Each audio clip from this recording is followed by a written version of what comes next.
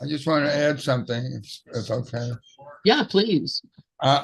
Everything happens perfectly. I will definitely attend her next Monday at 3 o'clock. She's become an amazing teacher. But what I also noticed is she doesn't join any of the other teachers, so that's probably why no one else joins hers. Well, that's a possibility too. Yeah. So, and Yeah, she hardly. I don't think she's ever really joined the regular group of teachers ever. So well, we will figure that out because okay, you're right. Absolutely. Thank you, Duff, for that observation. yeah, that is an observation. That is an observation. That's right. And if anyone who really wants to get into, you should see the course teaches at two levels. Teaches at the macro level, like says, there's nothing outside of you. Look not outside yourself. You're going to fail.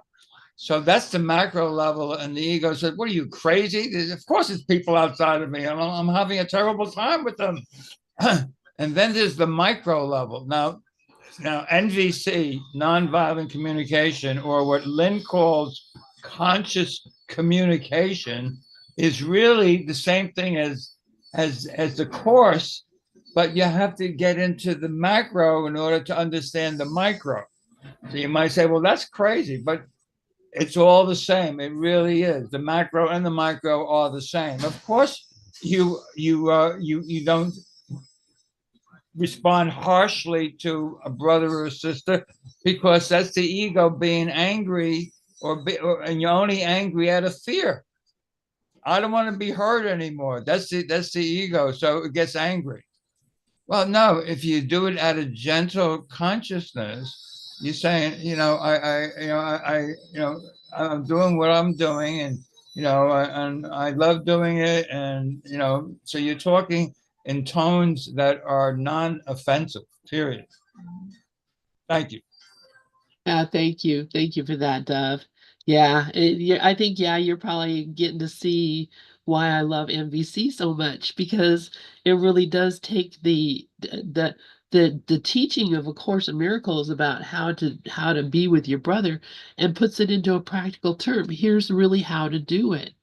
And to the thing that is so amazing to me is how much recognition of uh the words that we use, the words that I use, and the way that I use them, how much that recognition of uh, evaluation and judgment go into conversations and discussions. When I start seeing the saying, he is a bad guy, or you were doing this, the whole idea of uh, judgment based on evaluation, the decision about who I think you are and what I think you're doing. It's just shocking, really, and it is embarrassing to me now. Kind of, I mean, I hate to say embarrassing because that's not the kind of word I want to use. But what it actually does is it makes me realize, oops, that is not what I'm doing is not helping me or anybody else, and I'm doing it on purpose. Dove, yeah, please go ahead. Yeah. So I just want to say, you have to really do both the macro and the micro because just doing the micro is really not going to change anything. You're going to change the way you talk to somebody. That's not doing the course. So if you're going to stay the course, when I do counseling, I always say be grateful for the things that bother you, that trigger you, because they're just revealing to you your own mistaken beliefs. So when someone comes to me in counseling, I always say, well, let's step back. Lesson 155 says the same thing. Let me step back and let spirit lead the way. That's what you're doing when you go into the macro. And in the largest sense, you say, well, wait a minute, there's really there's nothing, there's no one really outside of me. I'm really talking to myself. And then he tells you responsibility for sight everything that seems to happen to you, I have asked for, and I have received exactly as I have asked. Deceive yourself no longer that you're helpless, a victim in face of what is done to you. Acknowledge that you are mistaken, and all effects of your mistakes will disappear. So you have to be willing to step back and say, wait a minute, I don't know what this is for. That's my mantra lesson, lesson 25. If you do lesson 25, which is, I've been doing it for years and years, it says, well, of course you don't know what anything is for because you believe the world is real.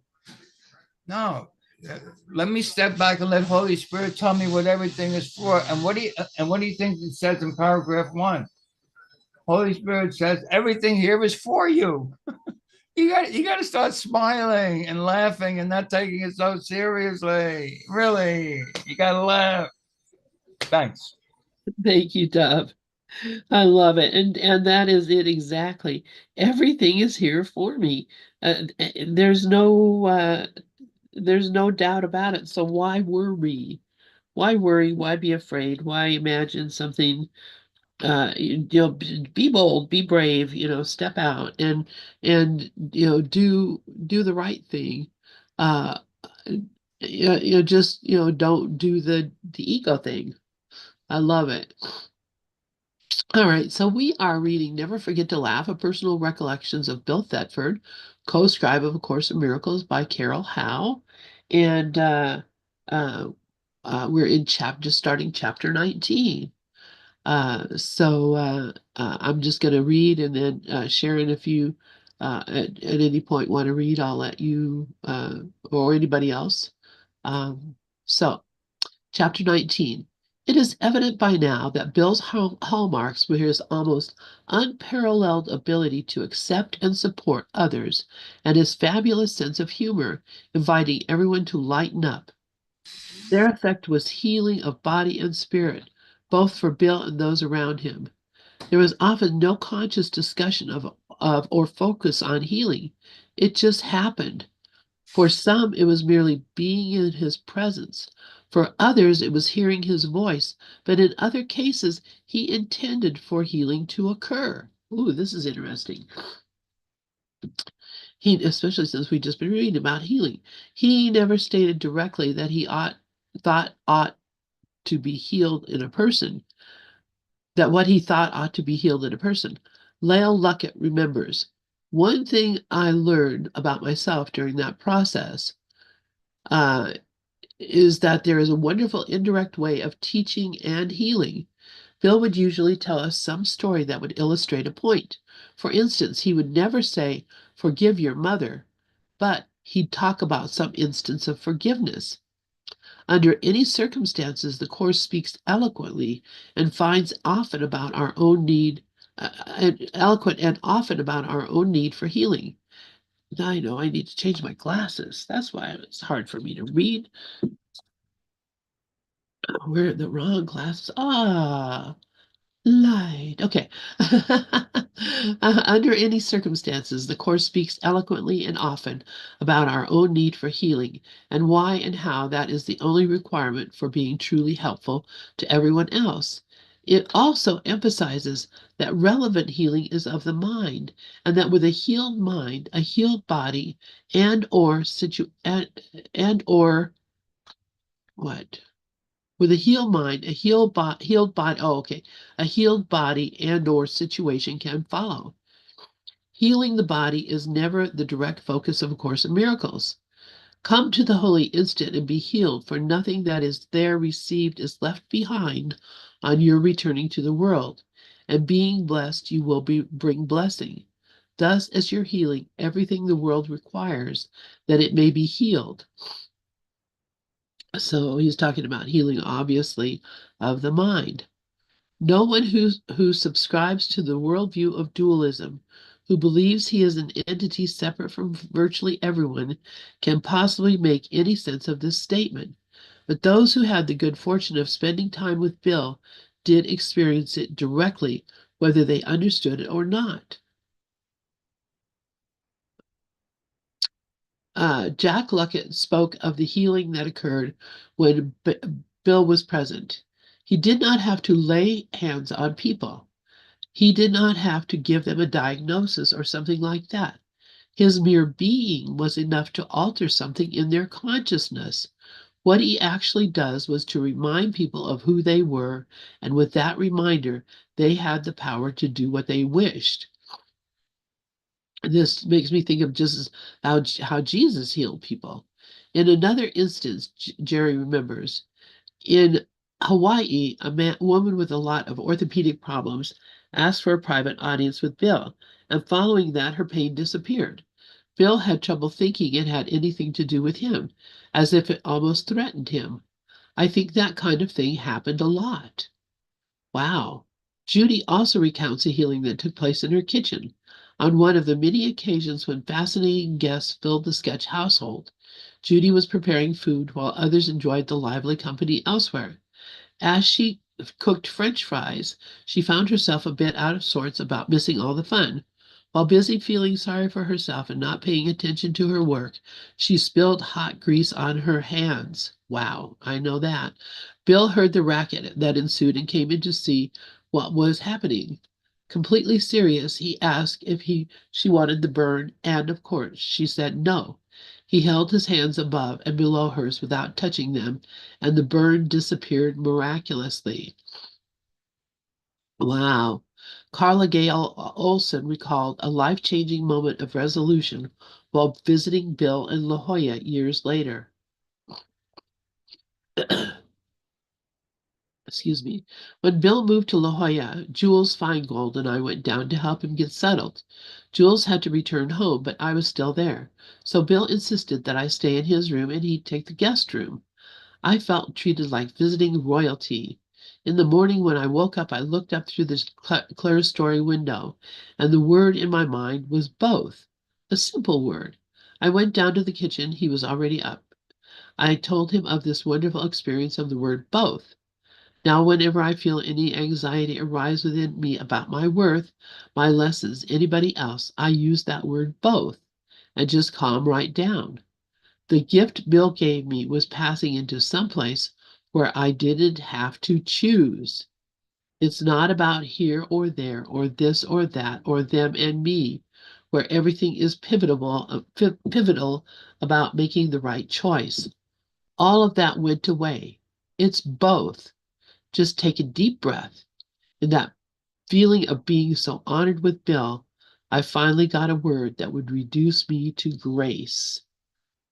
So let's see. Just wanted to stop before we move on. Just notice that I can do that too. That's a lot easier. Okay. That was an accident. Okay, so does anybody have any thoughts about um And I'm going to come in. I'm just putting something in the oven, so I'm just going to be in about 5 minutes. I'm here listening to you, but I'm going to. I don't think it's fair that you just read the whole time. If you, no, I'll read. it doesn't have anything to do with fairness. It's just doing it. All So right. Mima, Lindy raised her hand. Go ahead, Lindy. Oh, that sounds so profound to me because I was sitting here thinking about the course, saying, oh, oh, um, if I look at what the sister said to me and look at it from what you just read, and we're all one spirit, instead of me responding like I did, oh, you a lying wonder, right? That's how I responded to her. I said, "You a lying wonder. You tripping." And I said, because I'm thinking about the way I responded, right? And I was like, okay, this stuff is in us. Being a bully, being aggressive, that stuff is in us. Because I see sometimes when I'm trying to express myself, right? Um, Maybe in a situation with my sisters, um, do I sound like that? Because I like how the course says the spirit is kind, the spirit is loving, And it's the same all the time. It doesn't change. See, I like that. I really do, because that's the way I want to emulate the spirit that's been given to us from the creator, from some people say the creator. I like to say the creator because it's universal. But when I go into my faith, I usually say the Father or the Almighty One. But I think I see this. Help me out right there. Am I seeing this correctly? Yeah, I I think probably shouldn't use the word correctly, but am I seeing it clearly? Maybe that's the right word. yeah, I think that's pretty clear. Yeah. I love that. And how do you feel when you see it that way? Well, I think it's like when I analyze the feelings, I feel like I'm one with the universe. I'm one with the creator. I like, oh, he's the create. I shouldn't say he, because I don't know if it's a he or a she. He doesn't care. He, she, it doesn't care about words. Huh? They don't care about words. Oh, okay. But when I feel after I analyze that using what you just read, it feels good. Makes me feel happy, and I feel free, like I'm part of the universe, like I can fly. Oh, everything's good now. Oh man, I love that. Thank you so much, Lindy. That's just, yeah, yeah, that's how it feels. That is how it feels. Isn't that amazing? Wow. Oh, thank you. Thank you. Thank you. Uh, so let's see. Sharon, do you want to move? Or you want to move? You want to read?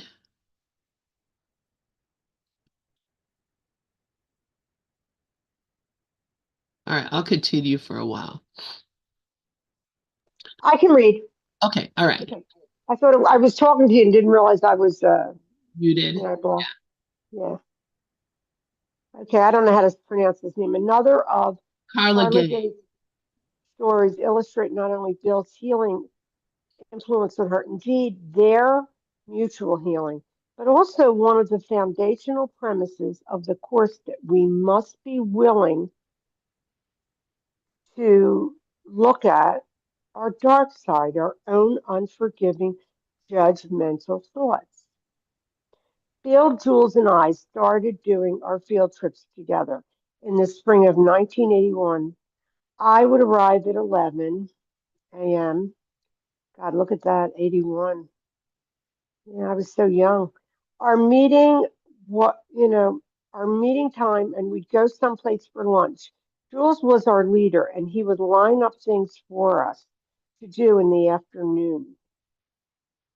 We would take field trips to see unusual or natural sights. Bill, of course, was not a nature boy, not likely to be off the sidewalks, so we didn't get too adventurous.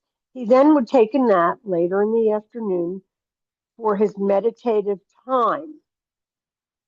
Okay, so I think it's harder to read from this thing. I should go on my computer. Then they would have dinner, often with others, and attend Tiburon ACIM meeting. It was I was very I was a very strict course fundamentalist, and that was very attractive to Bill because there was such a spiritual sideshow going on. He liked it if I made comments in his group. Time during the day with Bill was very playful, but the drive back home every week from Timberland, leaving at 9:30 and getting back at 11 p.m. was filled with just incredible reactions I was having, negative reactions to myself, to other people. My ego and its reactions to everyone and everything were incredibly intense. Things were bubbling up, and I was responding in a very heightened way. I would have this wonderful day of the sun and affection, and then I can't tell you the things that got dredged up in me. We would have so much fun and laugh, and then okay, where are you? Then I'd, come home with this creepy, horrible ego. And I would realize, my God, this is really an incredible process going on. And it doesn't happen with people other than Bill.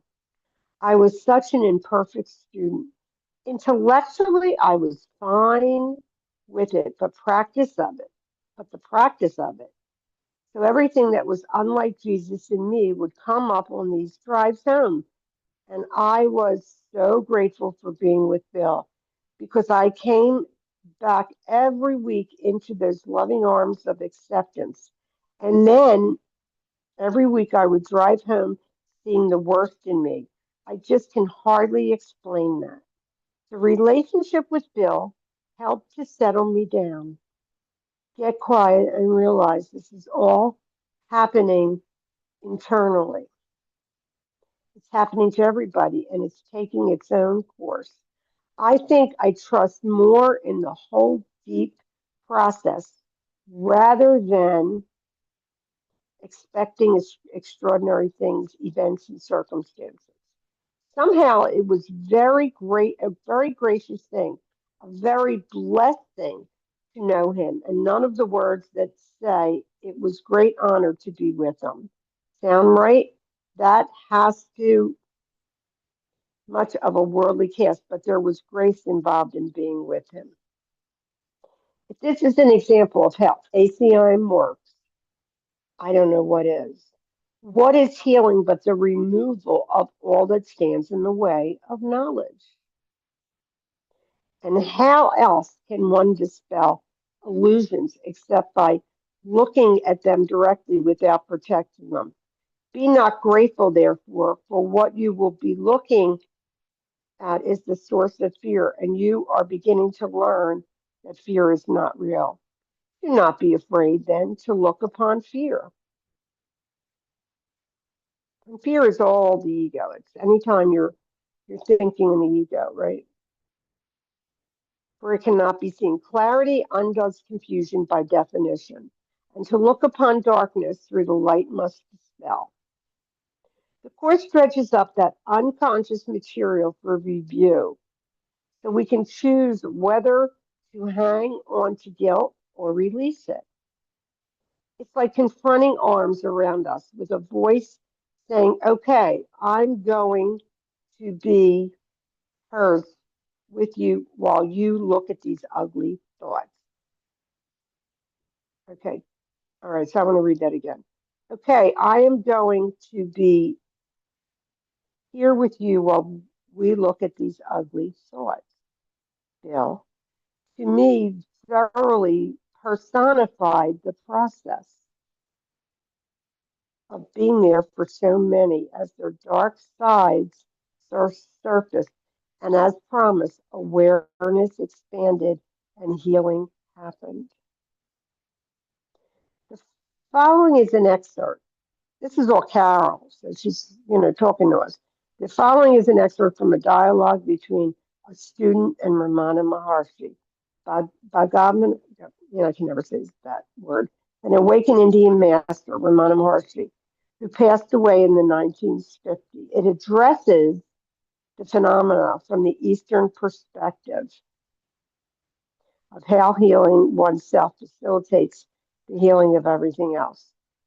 While sitting near you, what sort of mental state should we have as to receive the transmission from your pure being or self?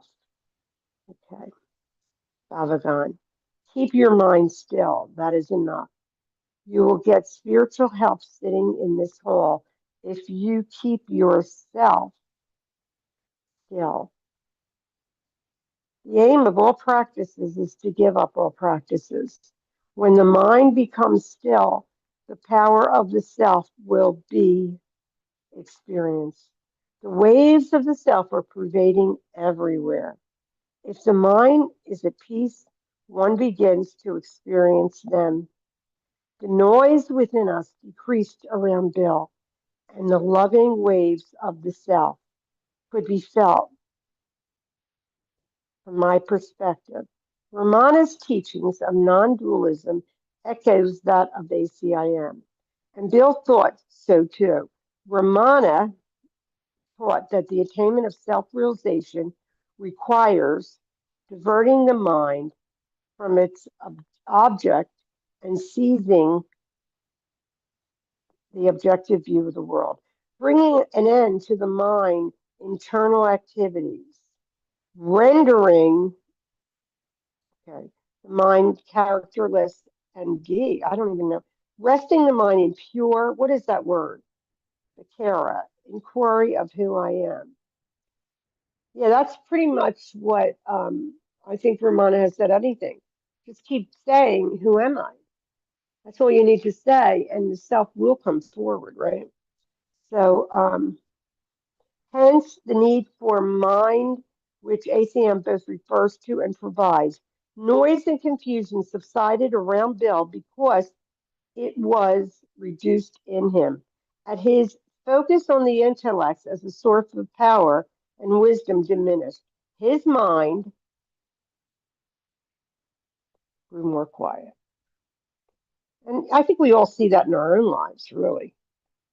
I mean, I just remember when I first got here 20 years ago from Philly to Altoona, I used to say to somebody, to people, I would say, if you want to, you would never want to be up in my head. You would jump the hell out because I was in so much thought at that moment or in that period that I didn't even see the trees most of the time, right?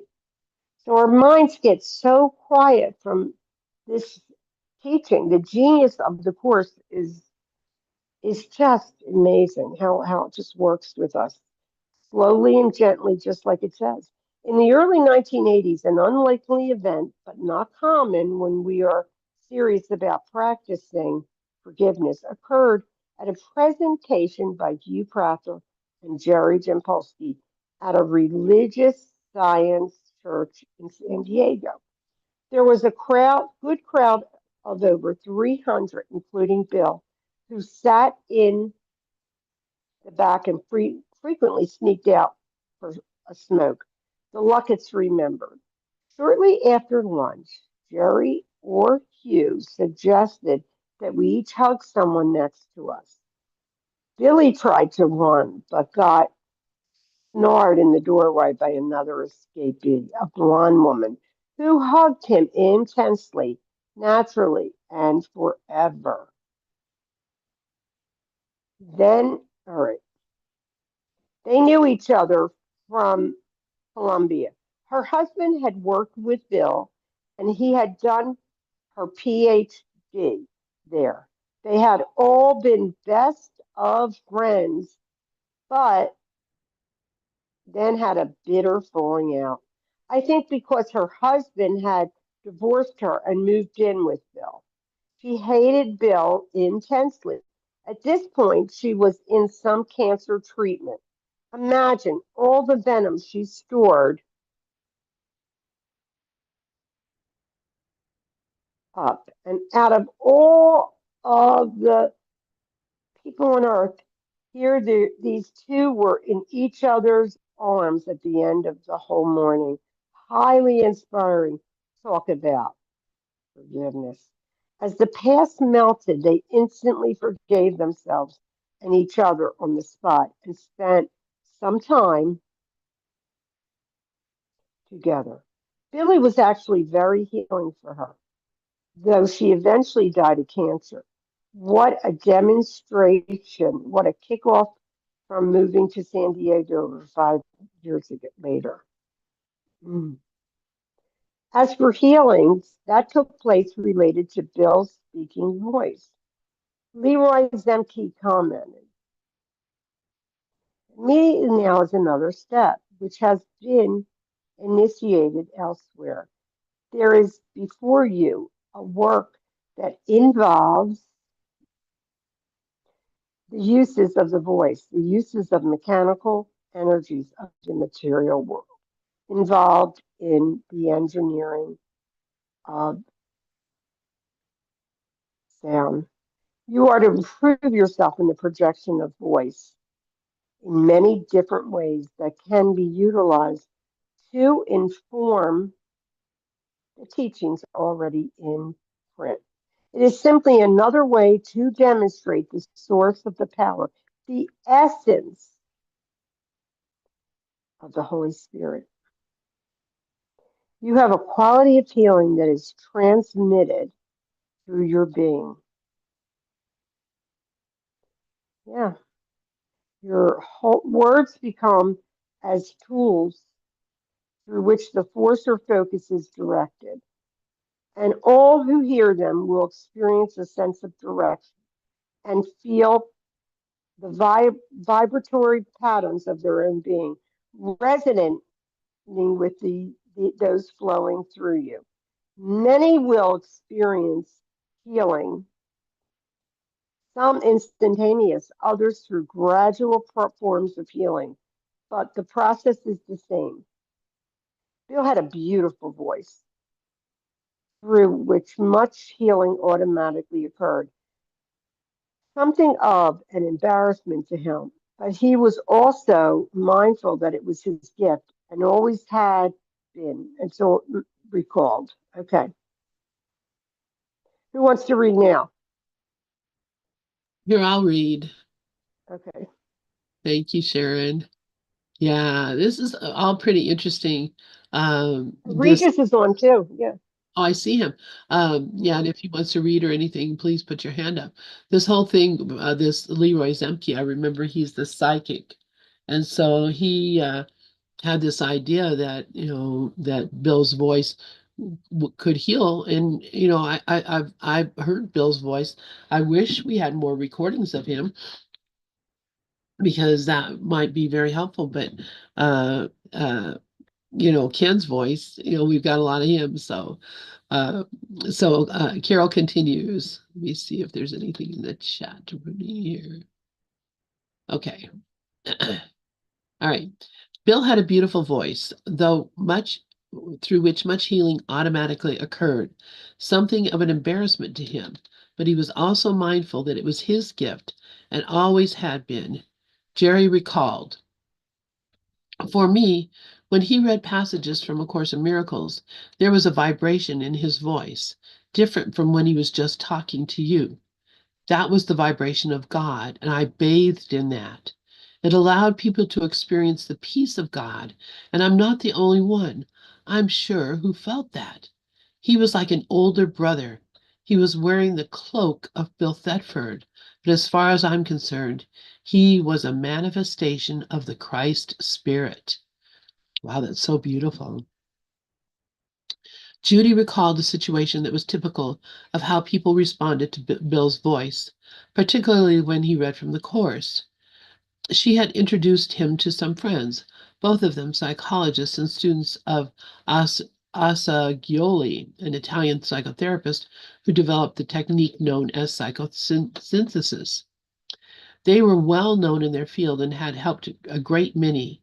About 20 minutes into the visit, the woman, who was a very matter-of-fact and down-to-earth, asked Bill if he would mind reading something from A Course in Miracles. Both Bill and Judy were surprised, as no one had ever made that request. He asked if she had a preference about what to read, and she answered no. Judy recounts. Bill opened the book at random, read for about 15 minutes, and I saw tears flowing down this woman's face. She was holding her husband's hand, and I could see her silently weeping, which was so powerful for me. When Bill put the book down, he suddenly saw them sitting there. He really did get into what he was reading, and the woman said, "I've heard the voice of God." She wasn't trying to be flattering. She meant with his reading, she heard the voice of God. And when they left, she asked if he could be persuaded to record his favorite parts, which he later did. When he read the Course, it was transporting. I have never heard recordings of Bill. Let me look here. Reading the Course. Has anybody ever heard recordings of Bill reading the Course? I'm going to have to ask Tam about that. That's got No, I don't know. No. yeah, those have got to be somewhere if he did. So we'll see. All right. Bill's own healing, always related to relinquishing the ego, was a work in progress. He was still unlearning the storehouse of conflicting impressions he had amassed and was still partially an unhealed healer. The Course writes a great deal about unhealed healers because obviously it came through two experts in traditional psychotherapy. They must have been shocked to have their life's work so roundly dismissed as unhelpful, at least as they assumed it should be practiced. In the section entitled The Unhealed Healer, the ego's plan for forgiveness is far more widely used than God's. This is because it is undertaken by unhealed healers and is therefore of the ego. Let us consider the unhealed healer more carefully now. By definition, he is trying to give what he has not received. If an unhealed healer is a theologian, for example, he may begin with the premise, I am a miserable sinner and so are you. If he is a psychotherapist, he is more likely to start with an equally incredible belief that attack is real for both himself and the patient, but that it does not matter for either of them. A therapist does not heal. He lets healing be. He can point to darkness, but he cannot bring light of himself, for light is not of him. Yet, being for him, it must also be for his patient. The Holy Spirit is the only therapist. He makes healing clear in any situation in which he is the guide. You can only let him fulfill his function. He needs no help for this. He will tell you exactly what to do to help anyone he sends to you for help, and will speak to him through you if you do not interfere. Wow. Wow, wow, wow, wow, wow. That is then, let's see, what does it say? It's going to be a page number. What was it? Page 172 and 170 through 173. And it's in the section called The Unhealed Healer. This is astonishing, all right? That any one of us is a healer, is a therapist, which we all know that because we read the psychotherapy pamphlet and we've heard this, and Jesus has told us that all of us are therapists. Every one of us is a therapist. And how do we actually do healing as a therapist? Is we just step back and let him lead the way. That's the only thing that we can do, is to step back and let the Holy Spirit be the guide. And that may mean saying nothing if nothing comes to mind to say. It may be holding a person's hand. It may be looking them in the eye. It might be, there's so many ways that we can be therapists to our brothers without actually saying or doing anything, but just step back and allow the Holy Spirit to speak to you and through you. And I mean, he will speak through you if you do not interfere. I need do nothing except not to interfere. There's that word interfere again, which is the word that I have interpreted as enter, as in go into, fear, interfere. So the Holy Spirit will speak through you if you do not interfere. Wow. Once when Bill was in Denver, he and Bob Beal had lunch with a well-known, larger-than-life financial guru. Let me put up my list of participants, make sure I don't see somebody raise up their hand. Okay. All right. Okay, once he had lunch with a well-known, larger-than-life financial guru. Bob remembers Fred, not his real name, as a self-promoting person with a strong ego, who talked at length about his accomplishments. Finally, Bob said, "Fred, this is Bill Thetford, who is one of the two scribes who created A Course in Miracles." That didn't particularly impress Fred, who knew what it was, but so what?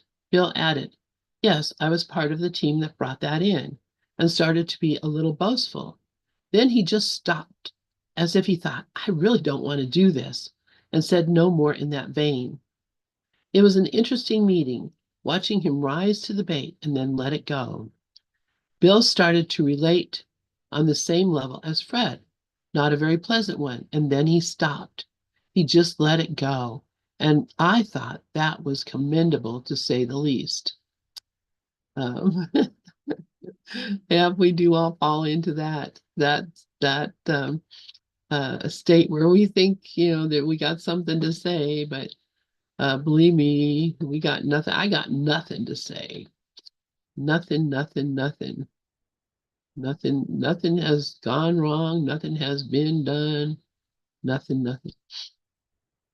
All right. So she says, "Here's a marvelous object lesson. In mid-sentence, you can choose to let something go when you realize your error. Bill did that frequently and remarkably well from the beginning. During my early visits to California, I saw him bow only once to an obvious ego inclination, when he showed me various books he had contributed to and more than one academic who's who in which he was listed. It was almost as if he wanted to reassure himself and me of his value.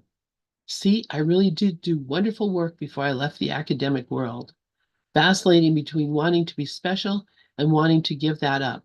One friend said, Bill's only self-promotion was a conspicuous undersell." Oh my gosh, that's hilarious. Bill truly desired to give up the ego-enhancing needs to be right or to prove his value, and he worked very hard at not taking things personally and recognizing what did and did not matter. So this is beautiful too. This goes right into recognize what does and does not matter. Where does Jesus say that to us in A Course in Miracles? Look it up, you'll be interested. Recognize what does not matter. Hang on just a second here. What am I doing? I'm just checking to make sure everything is running smoothly in all the worlds of my imagination, which includes our YouTube and our radio. I just see a picture of Bruce. Oh, so cute. All right. Yep, all is good. Okay. All right. So yeah. So Bill truly desired to give up the ego-enhancing needs to be right or to prove his value, and he worked very hard at not taking things personally and recognizing what did and did not matter. Hugh Prather remembers, right from the beginning, there were little things he would say, making it obvious that not everyone agreed on what had actually happened in terms of the course's history. I remember one detail.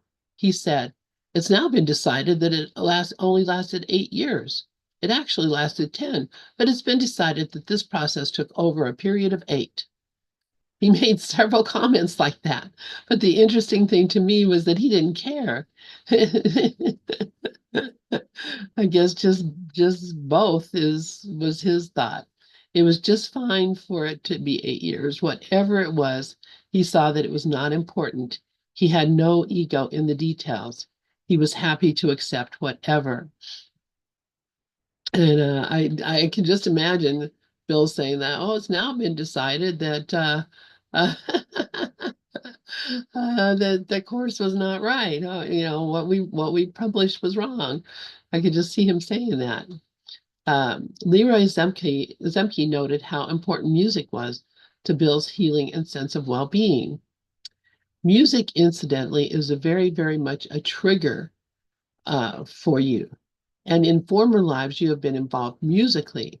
It has been very much a part of your training as a priest in Egypt, in Tibet, in India, and also when you have lived in Europe, particularly in Italy and Austria. There was a very strong musical attachment.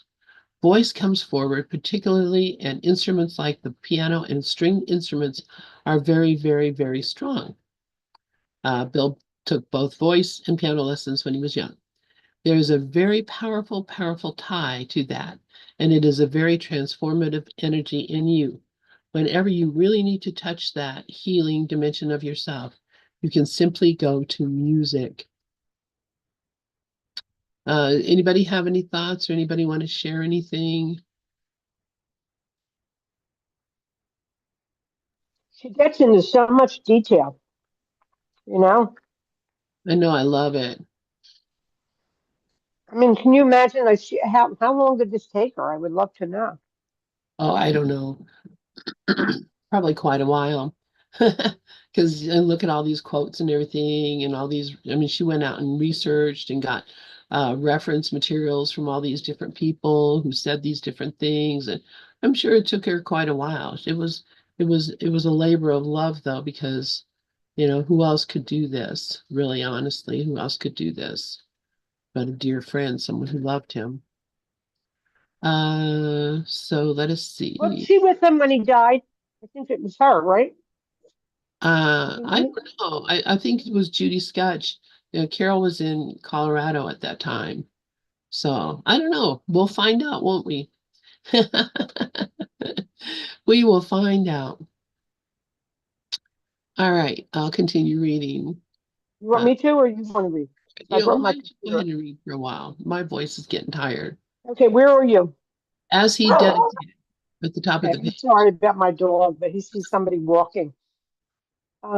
As he dedicated himself to his healing through forgiveness, Bill continued to become more transparent and open. Catherine Prescott, with whom he spent much time in therapeutic exploration, commented on his noticeable healing. He became happier, lucid, less burdened, way more energized. We did voice dialogue work on his rheumatic heart condition and realized that part of him was still frozen from back then. So we woke that up again. It was almost like the soul retrieval for the part of himself he had dedicated to his mother. To be sure, she didn't lose her third child. Right. To be sure that she didn't lose her third child. He and the sister made a contract with her death that he wasn't going to live forever. That was the core of the work. So we looked at what it would be like to wake up every cell in the body, get out of that rigid, frozen state, and live fully. I feel that was part of his moving down to La Jolla from the beginning. But it was like he was wearing some kind of mental straitjacket. He was really in a psychological shutdown and felt so. Whitson noted his remarks at Bill's memorial service. It was then my privilege to watch Bill's transformation into a healed healer. As he disciplined his mind to perceive the world and himself through the lens of the Course, he became the person Vacation. right of the process of inner growth. His courage, worldwide recognition, knowledge sets us free. Bill truly understood the ego. His knowledge set him free and beckons each of us to follow. Wow. So he was the avid student in this whole thing. Because I don't know, I don't believe that she did practice, right, Lynn? She practiced the course. Yes, yes, she did. And I mean, she did the lessons. I mean, if you see her life, she was an amazing person in all the work that she did, and she was so helpful to so many people. And I think people forget that, and they think she's some kind of um, uh, angry lunatic or something. But she was not that kind of person at all. So, it's sad to me that people get the wrong idea about her. And they should read that book, Absence from Felicity. I think you would be really amazed. And even if you read it a long time ago, which I did, when Bruce and I are reading it on Saturdays, I am just overwhelmed by, the kind of person that Helen actually was and the work that she actually did. So there's no walk in the park. This is not an easy thing for her to be, have this being basically pushing her around, as she says. But she could have no peace unless she was working on writing the notes. She tried not doing it, and it was harmful. It hurt her. It made her it just was not possible for her to not do it. And I don't know, if you've ever had something take over your life like that and not, I'm sure there was not a waking moment when she wasn't aware of Jesus, because Jesus was in her mind talking to her all the time. He was talking, you were reading this about, yes, his development of the personality assessment system, personality a person has, and then that gives therapists and psychologists something to work with, right? Before we had that, people would just say, well, they're just crazy, or we have the idea of schizophrenic or something like that. But now there's a real scientific way to assess the personality, and it's so helpful I mean, you name it. So in Bill's work on that, I think, it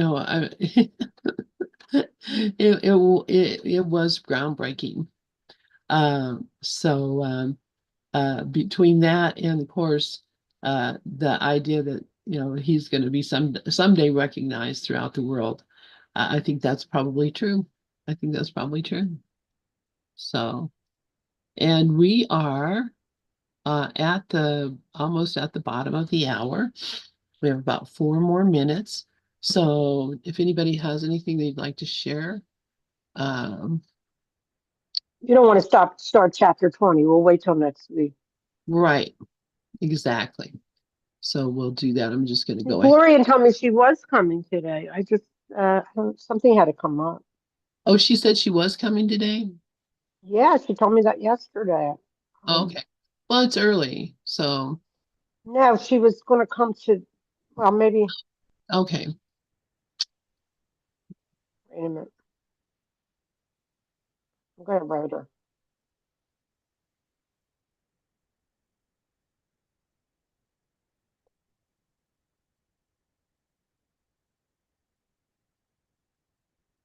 Look and see where we were last week.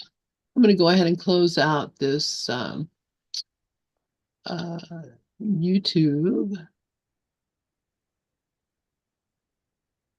I always have to laugh at myself because they move things around here on Zoom. And so I have to look all over to figure out